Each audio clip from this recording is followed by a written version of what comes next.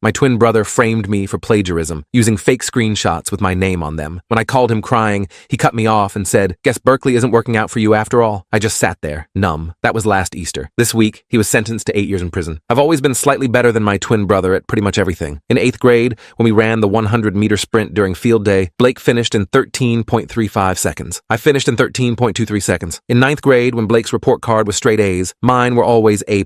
And when we applied to colleges, Blake got into the University of Michigan. I got into the University of California, Berkeley. It wasn't like I was doing it on purpose. Heck, sometimes I would even try to perform worse than usual just so he could let go of his resentment. But it never worked. So by the time we left for college, he pretty much hated me. I could tell because he always hung up my phone calls, ignored my texts, and blocked me on social media. I never blamed him for it, though. So whenever we both came home for the holidays, I tried to shower him with gifts I knew he needed, and girl advice. Usually, he just ignored me or gave me the cold shoulder, until one day when he finally caved. It was the day before Thanksgiving, and we were all sitting in the living room when Blake barged in with a huge smirk plastered on his face. "Guys, come into the kitchen. I made something for us all." We followed him and proceeded to eat the most delicious chicken Alfredo we ever tasted. I literally almost cried, it was so good. "Bet you couldn't make this, huh, Noah?" he asked me. "Absolutely not," I exclaimed. "This is the best thing I've ever tasted." That same day, Blake unblocked me on everything and even followed me on Instagram. He had finally found something he was better than me at, and I was relieved. The rest of Thanksgiving was amazing, and when I got back to my dorm,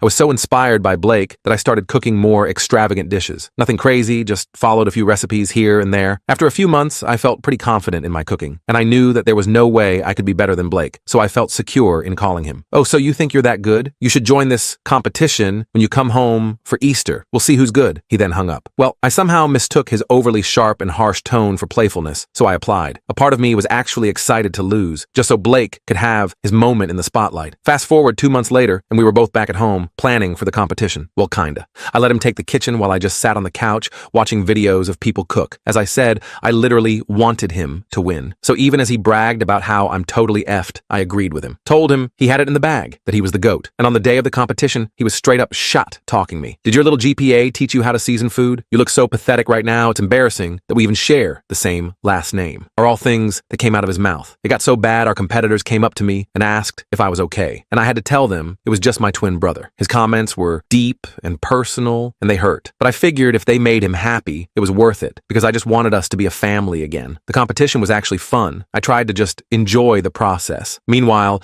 whenever I looked over at Blake, I swear I could see beads of sweat rolling down his forehead. Then came judgment time. Blake came second, and his beady eyes stared at me as he went to get his award. I could literally see the corners of his lips turned upwards. Then came the announcement for first place. Noah Donaldson. Blake's face fell. I went red. After clarifying that it wasn't a mistake, I went up for my award. Blake looked so upset, I wanted to give him a hug. But instead, I mentioned him in my speech, said that he was my inspiration, that I wouldn't have been there without him. All the cliches. But as I spoke, I watched as his fists turned white from clenching so hard. His eyebrows were pulled all the way down. His entire body was completely tense. Fear ran through me. And as soon as I finished my speech, Blake lunged at me for a hug. "I'm so proud of you. Well done." His tone was overly sweet, like sticking your tongue into a bag of sugar. I just accepted his surface-level kindness, never letting my guard down. And, aside from a few dirty looks from Blake, the rest of Easter went smoothly. It wasn't until I returned to college that my life went downhill, because they kicked me out. And when I found out why, I didn't care about Blake's feelings anymore. I was ready to ruin his life. "Mr. Donaldson, we need to discuss some serious allegations that have been made against you," the dean said, sliding a folder across the desk. I opened it and felt my stomach drop. Inside was a formal complaint accusing me of cheating on my midterms. There were screenshots of text messages supposedly showing me arranging to buy test answers. My name was there, but I'd never sent those messages. "This isn't me," I said, my voice shaking. "I've never cheated on anything in my life." They didn't believe me. The evidence looked convincing. Someone had gone to a lot of trouble to make it seem legitimate. The university suspended me pending an investigation. I was told to pack my things and leave campus within 48 hours. I called my parents in tears. They were shocked and confused, but promised to help figure things out. Then I called Blake, thinking he might offer some brotherly support. He answered on the first ring. "Hey Noah, how's it going?" he asked, sounding weirdly cheerful. "Blake, I'm being kicked out of school. Someone framed me for cheating, and that's terrible." He cut me off, but something in his voice was off. He almost sounded pleased. "Guess Berkeley isn't working out for you after all. Maybe you should have gone to Michigan, like me." That's when it clicked. The timing was too perfect. The fake evidence too detailed. The way he seemed happy about my situation. "Did you have something to do with this?" I asked directly. "What? No. How could I possibly get you kicked out of a school across the country. He laughed, but it sounded forced. Look, I gotta go. Good luck with all that. He hung up before I could respond. I sat in my half-packed dorm room, stunned. My own twin brother had set me up. I didn't know how he'd done it,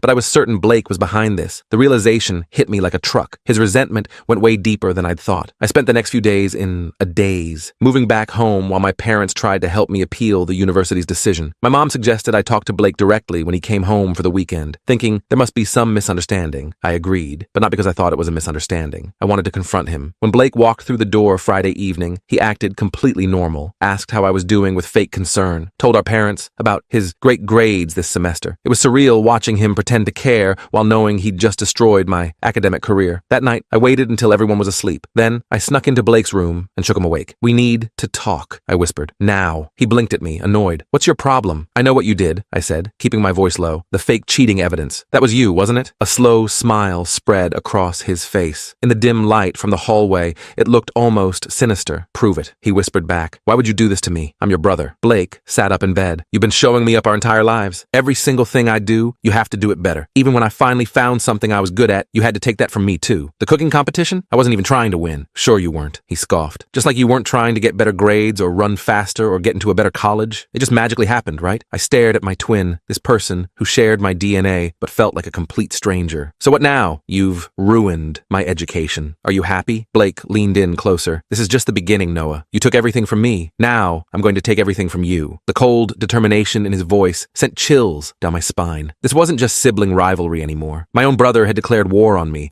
and I had no idea how far he was willing to go. As I stood there in the darkness of his room, I realized that the person who knew me best in the world had become my worst enemy. The thought was terrifying. I left Blake's room that night with my mind racing. I couldn't sleep at all. My own twin brother had just admitted to sabotaging my entire college career. And worse, he'd threatened to keep going. I spent the whole night staring at my ceiling, trying to figure out what to do next. The next morning at breakfast, Blake acted completely normal. He chatted with our parents about his classes, laughed at our dad's lame jokes, and even asked me to pass the orange juice with this fake smile. I felt like I was in some weird alternate reality where only I knew the truth. "Noah, honey, you've barely touched your food," my mom said, looking concerned. I mumbled something about not being hungry and excused myself. As I left, I caught Blake smirking at me behind our parents' backs. That smirk haunted me for days. My appeal with Berkeley was going nowhere fast. The evidence against me looked too convincing. Someone had created fake screenshots showing me arranging to buy test answers, and they'd even included details about my schedule and professors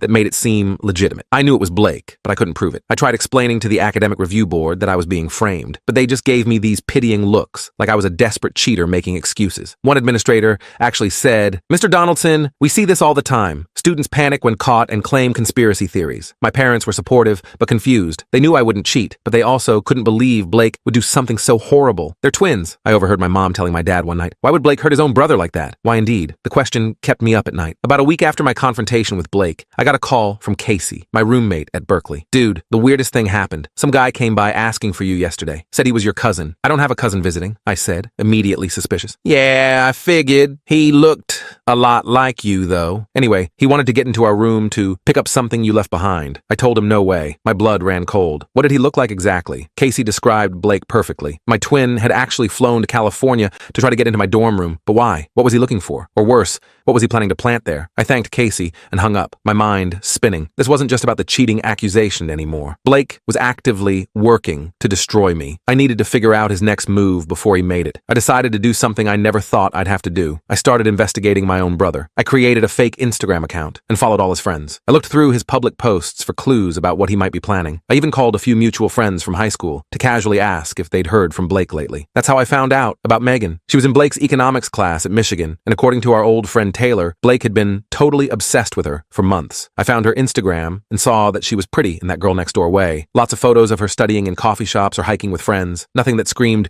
willing accomplice in destroying someone's life. But then I noticed something odd. In her most recent post, she'd tagged her location at a coffee shop near Berkeley. What was a Michigan student doing in California during the middle of the semester? I decided to take a risk. I messaged her from my real account. "Hey, you don't know me, but I think we need to talk about Blake Donaldson." She responded almost immediately. "Who is this?" "I'm Noah, Blake's twin brother." There was a long pause before she replied, "Blake doesn't have a brother. He told me he's an only child." That hit me like a punch to the gut. Blake was erasing me from his life story. But why involve this girl? I asked if we could meet in person, and surprisingly, she agreed. The next day, I met Megan Megan at the same coffee shop from her post. She looked nervous, constantly checking her phone. When I walked in, her eyes widened. Obviously, seeing someone identical to her boyfriend, but claiming to be a brother she'd never heard of, was shocking. "I can prove we're twins," I said, sitting down across from her. I pulled out my driver's license and some old family photos I'd brought along. She studied them carefully. "This doesn't make sense. Why would Blake lie about something like this?" "That's what I'm trying to figure out," I said. "Why are you in California anyway? Shouldn't you be at Michigan?" Megan looked down at her coffee. "Blake convinced me to take a semester off. He said he had connections at Berkeley who could help me transfer. He's been so supportive,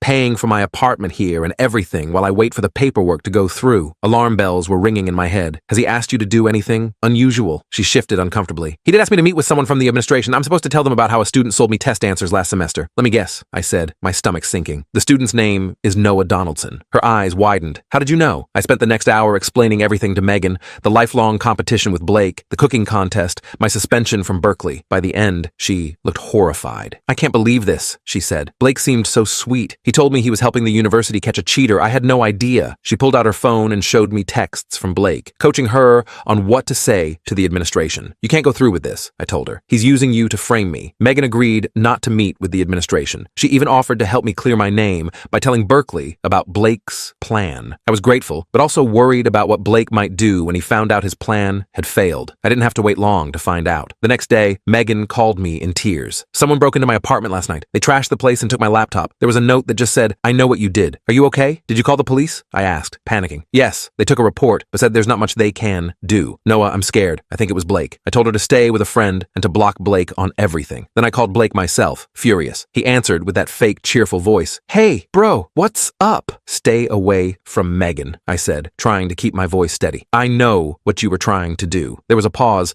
then Blake's voice changed completely. "You just can't let me win at anything, can you? Not even this. This isn't a game, Blake. You're hurting real people now. You brought this on yourself," he said coldly. "I warned you this was just the beginning." He hung up, leaving me even more worried than before. If he was willing to break into Megan's apartment, what else would he do? I decided I needed to warn everyone in my life about Blake. I called Casey again and told him to change our room locks and not let anyone who looked like me inside, no matter what they said. I contacted my other close friends and explained the situation. Most of them thought I was overreacting or making some weird joke, but at least they were on alert. Meanwhile, I was still trying to clear my name at Berkeley. With Megan's help, I had proof that Blake had orchestrated the cheating allegations. She forwarded me all his texts and recorded a statement explaining how he'd manipulated her. I submitted everything to the academic review board and waited. 2 weeks later, I got the email I'd been hoping for. The university had reviewed my case and found significant evidence of third-party interference. My suspension was lifted, and I was cleared of all cheating allegations. I could return to Berkeley for the next semester. I was ecstatic. I called my parents right away to share the good news. They were relieved and happy for me, though I could tell they were still struggling to believe Blake had done something so terrible. They suggested family therapy when Blake came home for summer break. I agreed, though I doubted Blake would participate. That night, I made the mistake of posting about my reinstatement on Instagram. I was just so happy to have my life back on track that I wanted to share it with friends. I didn't think about the fact that Blake might see it through a fake account or mutual friends. The next morning,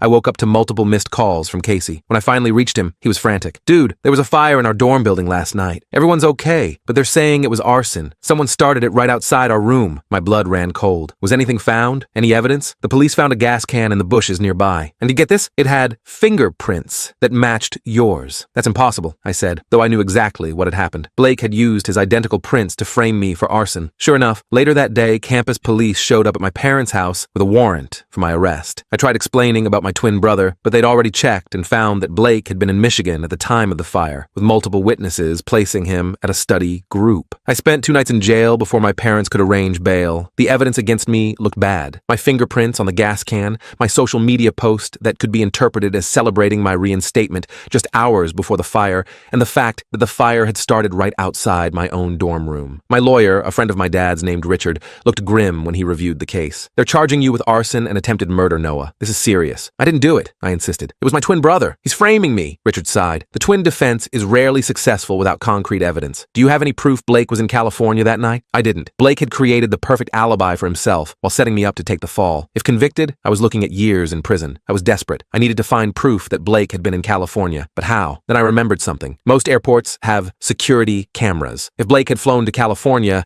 there might be footage of him. I asked Richard to subpoena security footage from all flights between Michigan and California around the time of the fire. It was a long shot, but it was all I had. While waiting for the legal process to unfold, I stayed at my parents' house under house arrest with an ankle monitor. My mom was a wreck, constantly crying and asking how this could have happened to her boys. My dad was quieter, but I could see the pain in his eyes. One night, I overheard them arguing about Blake. My mom was defending him, saying there must be some mistake. My dad wasn't so sure anymore. The evidence Noah's lawyer found is concerning Susan. The text messages to that girl Megan, the timing of everything. What if Noah is telling the truth? But why would Blake do something so horrible? My mom cried. They're brothers. I wished I knew the answer to that question. 3 days before my trial was set to begin, Richard called with news. We got lucky. Airport security footage shows someone who looks exactly like you boarding a flight from Detroit to San Francisco the day before the fire and returning the day after. That's Blake, I said, feeling hope for the first time in weeks. It gets better, Richard continued. The person used a fake ID but paid with a credit card in Blake's name. We've also got cell tower pings showing Blake's phone in Berkeley at the time of the fire. The prosecutor dropped all charges against me the next day. The evidence clearly showed I had been framed by my identical twin. Berkeley reinstated me again, this time with a formal apology and offer of free housing for the remainder of my degree. But my nightmare wasn't over. Now,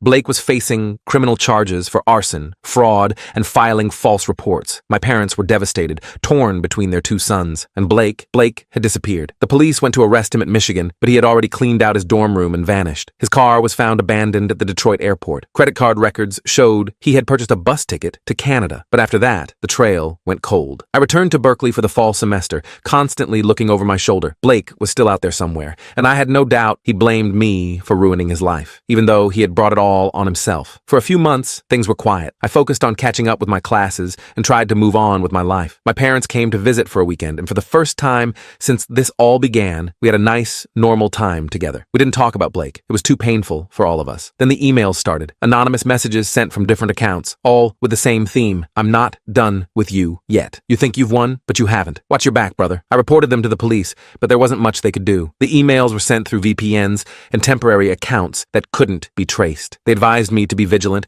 and report any suspicious activity. One day, I came back to my dorm to find my door slightly ajar. Nothing seemed to be missing, but everything felt off, like someone had been through my things. I reported it to campus security, but without evidence of a break-in, they couldn't do much either. The next week, my professor accused me of plagiarism on a paper. Someone had emailed him claiming to have written the paper for me. It took hours of going through my drafts and notes to prove the work was mine. The week after that, my car's brake lines were cut. Luckily, I noticed the leak before driving anywhere. It was clear Blake was escalating again. He was getting bolder, more dangerous. I couldn't live like this, constantly looking over my shoulder, wondering what he would do next. I decided to set a trap. I started posting on social media about a big end-of-semester party I was planning. I made it sound exclusive and important, the kind of event Blake would hate to see me hosting successfully. I was careful to include details about the location, a rental house near campus, and the date. Then I waited. The house was actually a vacant property a friend's family owned. I set up cameras covering every entrance and had Casey and a few trusted friends watching from parked cars nearby. If Blake took the bait, we'd catch him red-handed. The night of the fake party, I sat alone in the dark house, jumpy at every sound. Hours passed with nothing happening. I was starting to think my plan had failed when one of the cameras picked up movement at the back door. A hooded figure was trying to pick the lock. Even with the hood up,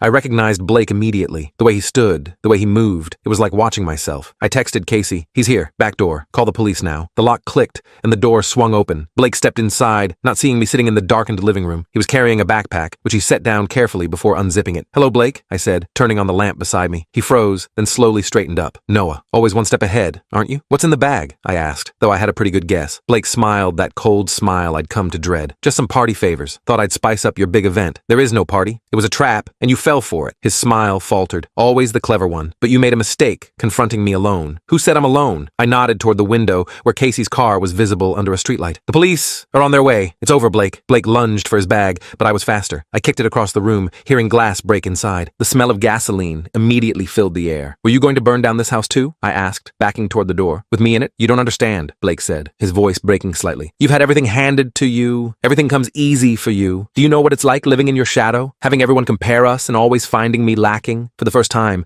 I saw real pain in my brother's eyes. Not just anger or resentment, but deep, genuine pain. It hit me then that while I'd been oblivious to his suffering for years, it had been eating him alive. I never wanted to hurt you, Blake, I said quietly. I never tried to outdo you. It just happened that way. Liar, he shouted. You loved it. You loved being the better twin. No, I didn't. I loved being your brother. I missed you when you shut me out. I was happy when you found cooking because it gave us a way to connect again. Blake shook his head, but I could see uncertainty in his eyes. It's too late for this. You ruined my life. I can't go back to Michigan. I can't go home. I'm probably going to jail because of you. Because of me? Blake, you did this to yourself. You framed me for cheating. You tried to burn down my dorm. You sent that girl to lie about me. I had to, he shouted. It was the only way to finally win. Outside, sirens wailed in the distance, getting closer. Blake's eyes darted to the door, then back to me. It's over, I said again, softer this time. Please, don't make this worse. For a moment, I thought he might listen. Then he lunged at me, knocking me to the ground. We struggled, rolling across the floor like we used to when we were kids, wrestling in the backyard. Except this wasn't play fighting. Blake was trying to hurt me, his hands reaching for my throat. I hate you, he screamed, tears streaming down his face. I've always hated you. I managed to knee him in the stomach and push him off me. He stumbled back, tripping over his backpack and falling hard. The remaining contents spilled out, rope, duct tape, and a kitchen knife. The sight of that knife chilled me to the bone. My own twin had come prepared to kill me. Blue lights flashed through the windows as police cars pulled up outside. Blake saw them too and made a desperate dash for the back door. I didn't try to stop him. Part of me still couldn't believe my brother hated me enough to want me dead. But Blake didn't make it far. Casey and our friends had the house surrounded, and the police caught him before he could get to his car. I watched from the doorway as they handcuffed him and put him in the back of a patrol car. Our eyes met through the window, and for a second, I saw something like regret flash across his face. Then it was gone, replaced by that cold hatred I'd grown too familiar with. The police found enough evidence in Blake's backpack and car to charge him with attempted murder, breaking and entering, and violating his bail conditions from the arson case. His fake ID and disguise materials showed premeditation. As they drove away with my twin in the back seat, I sat down on the porch steps, suddenly exhausted. Casey came and sat beside me, not saying anything, just being there. I was grateful for that. What could anyone say in this situation anyway? You okay? He finally asked. No, I answered honestly. I don't think I will be for a long time. My phone rang. My parents. Someone would have to tell them their other son had just been arrested for trying to kill his twin brother. That someone was going to be me. I took a deep breath and answered the call, wondering how our family would ever recover from this. Blake's preliminary hearing was scheduled for the following week. I didn't want to attend, but my parents begged me to come. He's still your brother, my mom said, though her voice lacked conviction. Even she was having trouble holding on to that belief after everything that had happened. So I found myself sitting in a courtroom, watching as Blake was led in, wearing an orange jumpsuit and handcuffs. He looked smaller somehow, diminished. He didn't look at any of us, keeping his eyes fixed on the floor. The evidence against him was overwhelming. The prosecutor laid it all out. The elaborate frame job with the cheating allegations, the arson at my dorm, the false identity he'd used to travel between Michigan and California, and finally, the attempted murder at the trap house. Blake's lawyer, a public defender named James, who looked fresh out of law school, seemed overwhelmed by the case. When the judge asked Blake how he pled, he finally looked up. His eyes found mine in the gallery. Guilty, he said, his voice flat. I'm guilty of all of it. The courtroom erupted in whispers. Even the prosecutor looked surprised. My mother sobbed quietly beside me. My father put his arm around her, his face a mask of grief. The judge ordered a psychiatric evaluation before sentencing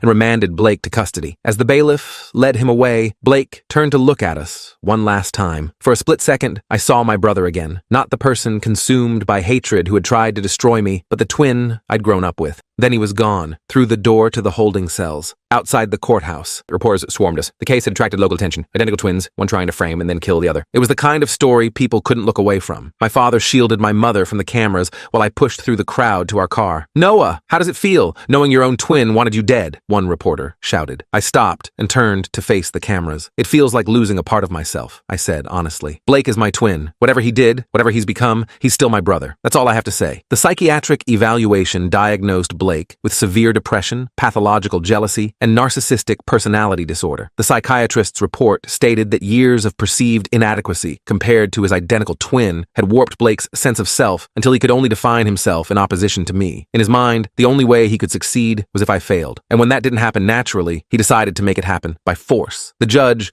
took the mental health issues into consideration, but couldn't overlook the severity and premeditation of Blake's crimes. He sentenced my brother to 8 years in prison with mandatory psychiatric treatment. I visited Blake once before they transferred him to a prison upstate. We sat across from each other in the county jail's visiting room, separated by glass. For a long time, neither of us spoke. Why did you come? Blake finally asked. Because you're my brother, I said simply. He laughed, a hollow sound. After everything I did to you, that's your answer? It's the only answer I have. Blake stared at me for a long moment. I don't understand you, Noah. I never have. You should hate me. Sometimes I do, I admitted. But mostly, I just miss who we used to be. We can never go back to that. I know. We sat in silence again. again. There was so much to say, and yet nothing that would change what had happened between us. Mom and Dad want to know if they can visit you, I said, eventually. Blake's expression hardened. Tell them not to bother. I'm not their perfect son anymore, am I? That's still you. They love you, Blake. We all do. Love, he scoffed. What good is love when you're always second best? I didn't have an answer for that. Maybe there wasn't one. As I got up to leave, Blake called my name. Noah, one more thing. I turned back. I really am a better cook than you, he said, the ghost of a smile on his lips. The judges got it wrong. It was such an absurd thing to say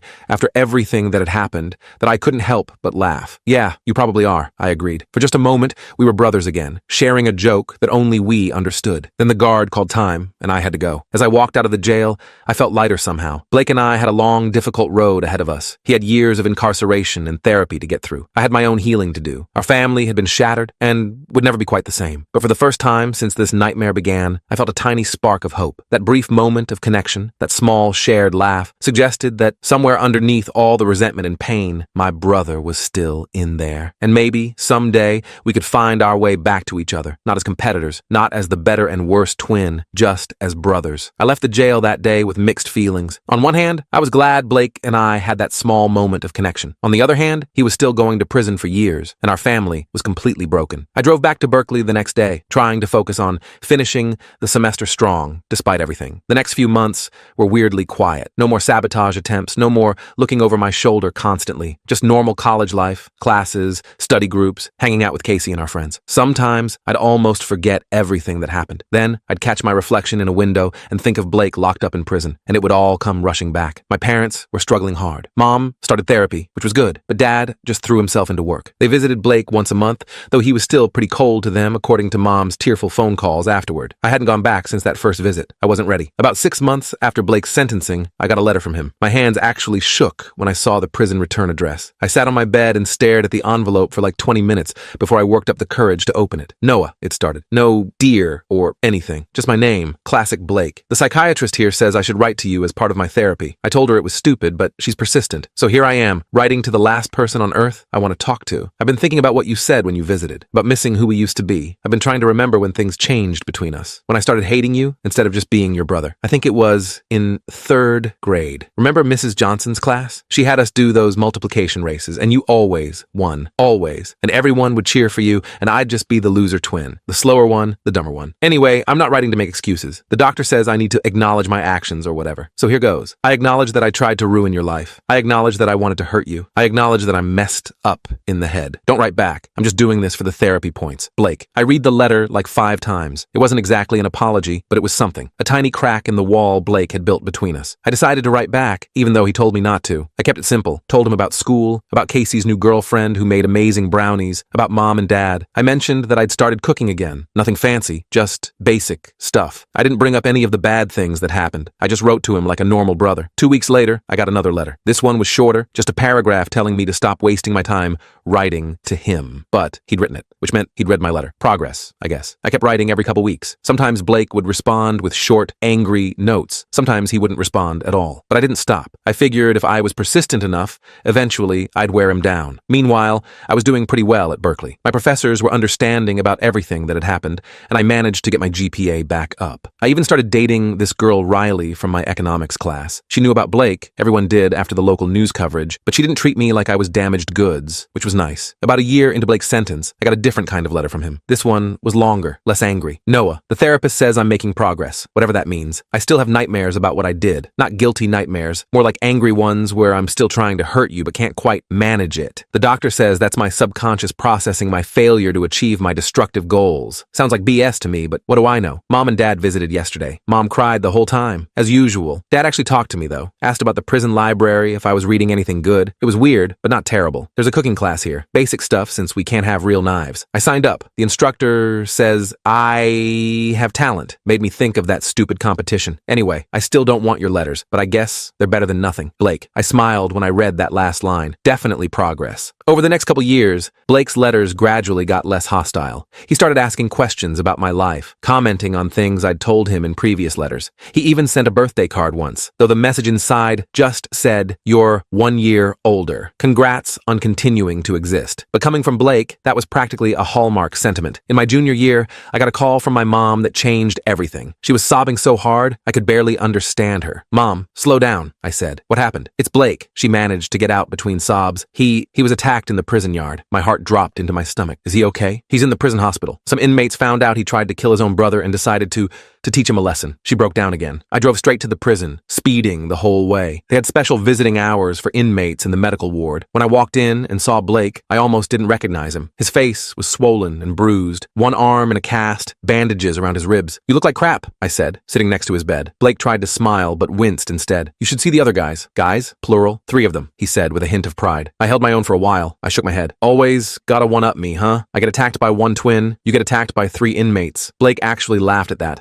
then immediately groaned in pain. "Don't make me laugh, you jerk. I've broken ribs." We sat in silence for a minute. It wasn't an uncomfortable silence, though, more like we were both just processing the fact that we were having a normal conversation for the first time in years. "Why did you come?" Blake finally asked. "After everything I did?" I shrugged. "You're my brother. That's what you said last time." "Still true." Blake looked away. "I don't deserve a brother like you." "Probably not," I agreed. "But you're stuck with me anyway." After that visit, things changed between us. Blake started opening up more in his letters. He told me about his therapy sessions, about the things he was learning about himself. He'd been diagnosed with several mental health issues that had gone untreated our whole lives. The prison psychiatrist was helping him work through his jealousy and anger issues. In one letter, he actually apologized, like a real apology, not a backhanded one. He wrote that he was sorry for everything he'd done, that he knew he could never make it right, but that he was trying to become someone better. I cried when I read that letter. I hadn't realized how much I needed to hear those words from him. I graduated from Berkeley with honors the following year. Blake couldn't come, obviously, but I sent him photos. He wrote back, congratulating me without a hint of resentment. Another milestone. After graduation, I got a job at a tech company in San Francisco. The pay was good, and I was close enough to visit Blake more regularly. Every other weekend, I'd drive to the prison, and we'd talk for hours. Sometimes about serious stuff, sometimes just shooting the breeze like normal brothers. During one visit, Blake mentioned that he'd been thinking about what he'd do when he got out. He still had about 4 years left on his sentence, but with good behavior, he might get paroled earlier. I was thinking maybe culinary school, he said hesitantly, like he was afraid I'd laugh at him. That's perfect, I said instead. You always were the better cook. He smiled, a real smile that reached his eyes. Yeah, I was, wasn't I? Remember that chicken Alfredo you made that Thanksgiving? Still the best pasta I've ever had? I could teach you how to make it sometime, he offered. You know, when I'm out. I'd like that, I said, and I meant it. Blake got paroled after serving 5 years of his 8-year sentence. I was there when he walked out, along with our parents. It was awkward at first. None of us quite knew how to act, but then Blake hugged Mom, shook Dad's hand, and gave me a quick one-armed hug. Nice haircut, he said, gesturing to my new shorter style. Thanks, I replied. Figured one of us should look professional. He laughed, and just like that, the tension broke. The first few months of Blake's freedom were tough. He lived with our parents while looking for work, which wasn't easy with his criminal record. He had to check in with his parole officer regularly and continue his therapy sessions, but he seemed determined to make it work. I visited as often as I could, usually bringing Riley with me. She and Blake actually got along pretty well, which was a relief. She said she could tell we were twins, but that our personalities were completely different. Blake's the funny one, she told me once. You're more the steady, reliable type. I couldn't even argue with that assessment. About 6 months after his release, Blake got a job as a line cook at a decent restaurant. The owner was a friend of our dad's who was willing to give Blake a chance. He thrived there, eventually getting promoted to sous chef. He moved into his own apartment, started dating a waitress named Patricia, and generally seemed to be building a normal life. We still had our moments of tension. Sometimes I'd catch Blake looking at me with that old resentment, but it would pass quickly. His therapist had given him tools to manage those feelings, and he was using them. He'd take a deep breath, change the subject, sometimes even name the feeling out loud. Having a jealousy spike? Give me a minute. It was weird, but effective. 3 years after Blake's release, Riley and I got engaged. When I asked Blake to be my best man, he looked genuinely shocked. Are you serious? He asked. After everything? Who else would I ask? I said. You're my twin brother. Your twin brother who tried to destroy your life and then kill you, he pointed out. Yeah, but you're really sorry about it now, right? Blake laughed. Very sorry. Extremely sorry. Then it settled. You're my best man. The wedding was small, but perfect. Blake gave an amazing speech that had everyone alternating between laughter and tears. He made jokes about us being twins, I'm the handsome one in case you couldn't tell, told funny stories from our childhood, and ended with something that made my throat tight. Noah has always been the forgiving one, he said, his voice getting serious. When we were kids and I'd break his toys, he'd forgive me. When I was a jerk to him in high school, he forgave me. And when I did unforgivable things as an adult, he paused, taking a deep breath. He somehow found a way to forgive me anyway. That's the kind of man my brother is. Riley, you're getting one of the good ones. After the wedding, Blake pulled me aside. I've never said this before, he said awkwardly, but I'm proud of you, Noah. Not jealous, just proud. I didn't know what to say, so I just hugged him. Life went on. Riley and I bought a house. Blake and Patricia moved in together. Our parents retired and started traveling. Normal family stuff. Blake and I still had our separate lives, different careers, different friends, different interests, but we also had a bond that had been tested in the most extreme way possible and somehow survived. We weren't just twins anymore. We weren't rivals. We were brothers who had been through hell and made it out the other side. Last month, Blake called me with big news. The restaurant where he worked was closing, and the owner had offered to sell it to him at a good price. He wanted to reopen it as his own place, but needed a business partner. I know it's a lot to ask, he said, but you've got the business background I don't have. We could call it twins or something cheesy like that. You want to go into business with me? I asked, surprised. Are you sure that's a good idea? Given our history? Honestly, I don't know, Blake admitted, but I'm willing to try if you are. I thought about it for a few days, talked it over with Riley. There were a million reasons to say no. Blake and I working together every day could bring back all those old competitive feelings. The restaurant business was risky. We could lose money, fight, ruin our rebuilt relationship. But there was one big reason to say yes. Blake was my brother, and he was asking for my help. So last week, I quit my tech job. Blake and I signed the papers for the restaurant yesterday. We're calling it Second Chances. Cheesy, like he said, but it fits. I don't know if it'll work out. Maybe we'll fail spectacularly. Maybe we'll fight and go back to hating each other, or maybe, just maybe, we'll build something great together. All I know is that after everything we've been through, we're finally on the same team. And that feels right in a way I can't really explain. Like this is where we were always supposed to end up. Not as rivals, but as partners. Equals. Blake's still a better cook, though. Some things never change.